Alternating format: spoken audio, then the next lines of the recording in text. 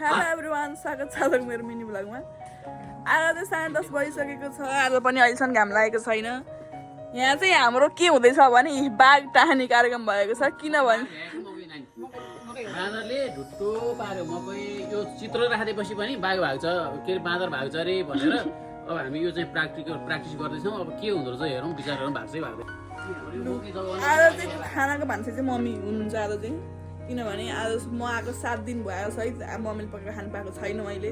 त्यही भएर आज चाहिँ मम्मीले मिठो बनाएर पकाउँछ। मेरो मम्मीले आएको हेर्नु भन्नुहोस् त यही भन्ने तिमीले मिठो बनाउँछ पकाऊ भन्ने लाखा टुङ्गो टिका लगाइदिने मलाई नै हो। त्यही भएर म पकाउँदिन छैन आज। म पकाउँ तिमी बस ल।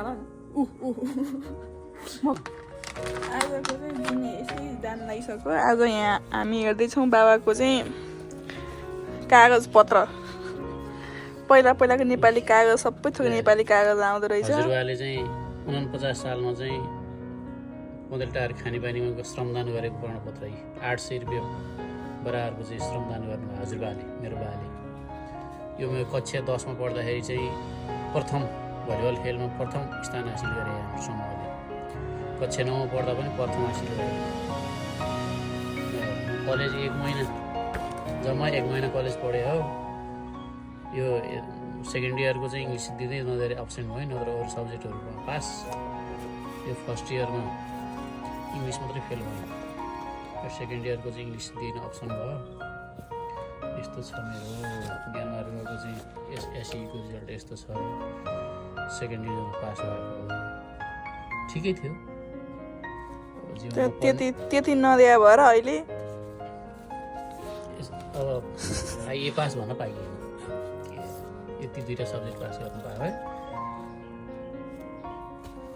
त्यस्तो थियो स्थिति। यो के रहेछ यो सामूहिक कृषि उदाहरण सहकारी संस्था लिएको 18औं साधारण सभा चाहिँ के रहेछ त? बढी तरकारी उत्पादन गरी बिक्री गर्ने 6औं स्थान हासिल गरेको छ यसमा। कति पढ्नु पर्यो। 18औं वार्षिक उत्सवमा सम्मान पत्र नियमित तरकारी उत्पादन गर्ने तर्फबाट चाहिँ सम्मान पाएको रहेछु। यो बिउबिजन खरिद पुरस्कार पाएको छु। र असल छिमेकीले नगदे बाली तालिम गराएको रहेछ। त्यो 3 दिने नगदे बाली तालिमको प्रमाणपत्र भयो। यो 17औं वार्षिक साधारण सभा थियो। अहिले 18औं गयो, 17औं मा चौथो भएर छु म। यी तरकारी उत्पादन गरेर बेच्नेमा सामूहिक कृषि उदाहरण सहकारीबाट 17औं थियो। ल 16औं मा 5औं स्थान हासिल गरेर रहेछु। यो 15औं ल 15औं को सान्तवना स्थान चौथो भएर रहेछु। तरकारी बढी उत्पादन ल गर्ने 13औं 14औं चाहिँ रहन्छु म। 13औं मा चाहिँ चौथो स्थान हासिल गरेर रहेछु। यो चाहिँ के हो? 11औं वार्षिक साधारण सभाको चाहिँ 68 सालको रहेछ। द्वितीय यसमा द्वितीय स्थान हासिल गरेर रहेछु। यो चाहिँ के छ? फेयर ट्रेड मम्मीको यो मम्मीको चाहिँ रहेछ। मम्मीको रहेछ। यो के रहेछ? सेयर प्रमाणपत्र मेरो सहकारी संस्थाको। यो कतिको रहेछ? 61औं वार्षिक उत्सवको अभिभावक दिवसको ज्ञानमा सुबोधको प्रमाणपत्र, छोरो बाबुको प्रमाणपत्र रहेछ। यो के रहेछ? लोक कल्याण सेवा प्रतिष्ठानद्वारा सङ्कल्पित नगद रु 5000 रुपियाँ मैले सहयोग गरेर छु। यो चाहिँ धार्मिक कार्यक्रमको लागि। यो चाहिँ के रहेछ? 60औं वार्षिक उत्सवको चाहिँ 3000 ज्ञानमार्ग माविलाई चाहिँ उच्च मावि सञ्चालन गर्नलाई 3075 रुपियाँ मैले सहयोग गरेको प्रमाणपत्र रहेछ। यो के रहेछ? ज्ञानमार्ग मावि विद्यालयतर्फको मेच घुमाइमा चाहिँ मम्मीको रहेछ। द्वितीय स्थान हासिल गरेको। यो के रहेछ? रिले श्रोता मरट्टाको नानीको प्रमाणपत्र नि हेरेछ। द्वितीय स्थान हासिल गरेको। मेरो पनि रहेछ। पाताल देवी निमन माध्यमिक विद्यालयलाई चाहिँ सहयोग गरेको रहेछु मैले।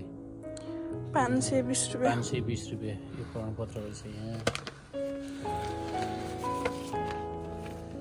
यो के रहेछ? कृषि तथा पशु विकास मन्त्रालय प्रधानमन्त्री सरकार परियोजना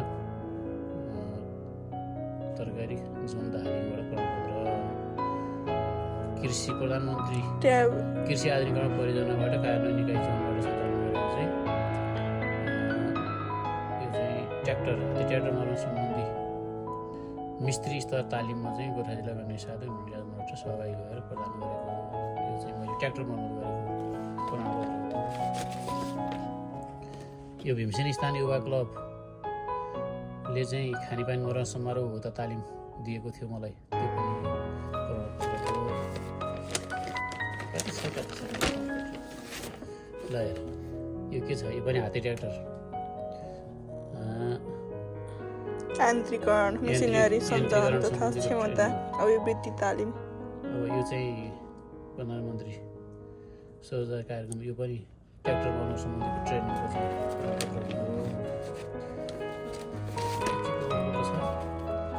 महँगो यो पार्टी प्रमाणपत्र छ।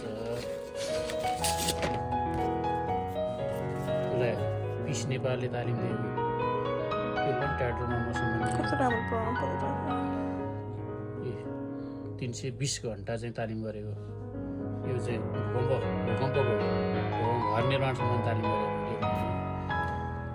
यो पनि ट्र्याक्टर मर्मत सम्बन्धी नै तालिम गरेको।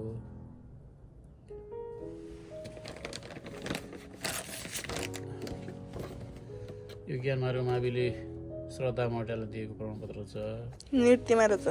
नाचेर 65औं वार्षिक तथा अभिभावक दिवस समारोह 2073 को सुखद उपलक्ष्यमा आयोजित नृत्य प्रतियोगितामा कतिौं स्थान त लेखेकै रहन्छ, तर यतिकै दिया होला। यो सहभागी हुने यस विद्यालयका छात्रा श्रद्धा मौर्यलाई पुरस्कार एवं सम्मानीय प्रमाण प्रदान गरिएको छ। प्रमाणपत्र यहाँ रहेछ नि। ल हेर अझै छ प्रमाणपत्रहरू। कति छन् प्रमाणपत्रहरू? माघे सङ्क्रान्तिको कोसेली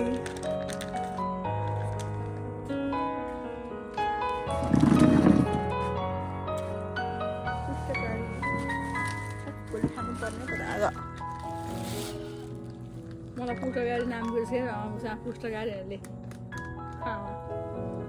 मन पर्दैन।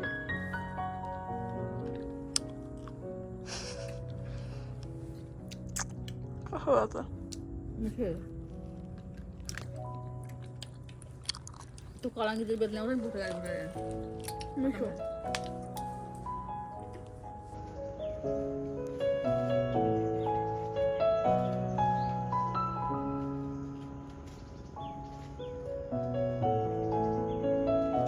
रोटी बनाउन भनेर यहाँनिर पिठो पिनेको मिक्सरमा, तर यो कनिका जस्तो भयो। यो त दही चामल खाने जस्तो पो भयो गाइजहरू। अब यसलाई फेरि हामी यसलाई चाहिँ होइन अरू बाँकी बसेकोलाई चाहिँ हामी खलमा ठङ ठङ ठङ पाएर पिन्छौँ। मिक्सरमा पिन्ने आइडिया कसैलाई सिकाइदिउँ त? कसरी पानी थोरै पानी हालेर गर्दा पनि यस्तो भयो, कनिका जस्तो। कनिकै छ सबै। अब मैले यो रोटीको डिब्बा अहिले पिठोको डिब्बामा चाहिँ मैले छोडिदिएँ। मम्मीलाई दिनु छु अहिले चाहिँ यो कुटुन्जेल चाहिँ। अहिले यो रोटी पिठो तयार भएपछि म पकाउँछु। अहिले म पकाउँछु पनिर र आलुको तरकारी रोटीसँग खानको लागि। पकाउनै पऱ्यो के गर्नु, खानै पर्छ साथीहरू जान्छ। पिठो मुस्दैछु, तेल ताप्दैछ उतापट्टि चाहिँ। त्यसमा छ सकरखण्ड। भोलि माघे सङ्क्रान्तिको लागि चाहिँ आज रोटी पकाउनलाई पिठो अलिकति अलिक मोल्दैछु म। अहिले पकाएको राम्रो हुन्छ नि रोटी। मैले पो त पकाउनु लाग्यो। मैले पकाएको त सब राम्रो मिठो सब हुन्छ सब। आफ्नो चालले आफै के गर्नु।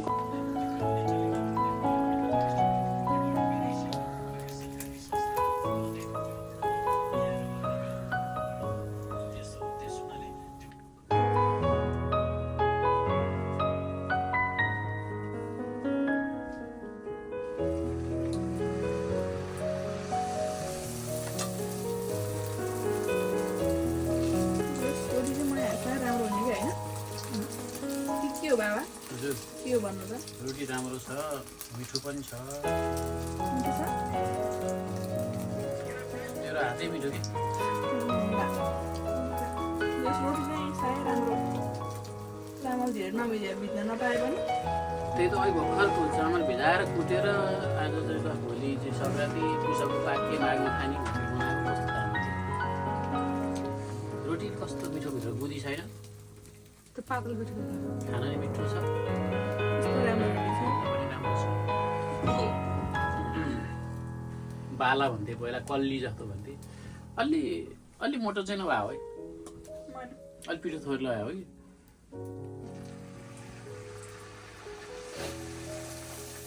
आफन्त स्टाइल गर्नु नहुने हो तै पनि मैले गराएको कुरो चाहिँ राम्रो हुन्छ क्या मिठो नि त्यसो त होइन क्या हो होइन रे प्रयास चाहिँ गर्छु म अब भन्ने कुरा हो होइन प्रयास गर्दा पनि त कतिको हुँदैन नि त मेरो त हुन्छ नि त हुन्छ हुँदैन भन्नु त कस्ता कस्ता बनाउँछ मेरो लागि यही पर्फेक्ट छ नि त अरूले बनाउँदैन भने ठिक छ अरूको हात ठुलो मेरो सानो छ त्यही भएर पिठो तर आज अहिलेसम्म डुबा छैन रोटी नजोडिया छैन कि एउटा पनि अनि खलमा उठ्यो मिक्सरमा पिन्ने हो कहाँ म मिक्सरमा पिन्ने हो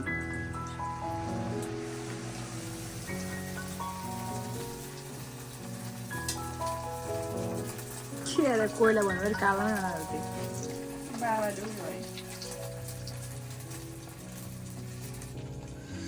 रोटी चाहिँ यति पकाइसकेको छु मैले हेर्दैमा खाम जस्तो पकाएको त फेरि मैले हो